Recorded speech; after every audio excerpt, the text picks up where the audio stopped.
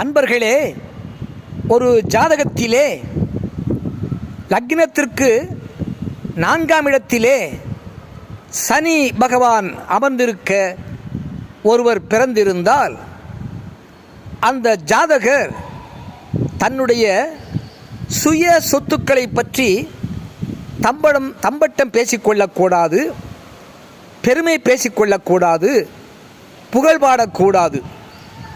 அவ்வாறு லக்னத்திற்கு 4ஆம் இடத்திலே சனி பகவான் அமர்ந்திருக்க பிறந்த ஜாதகர் அவ்வாறு தன் சொத்துக்களை பற்றி, தன் சுய சொத்துக்களை பற்றி தம்பட்டம் பேசினால் அந்த சொத்துக்களுக்கு சிக்கல் ஏற்படும், சனி பகவான் தண்டிப்பார் என்று சொல்லப்படுகிறது.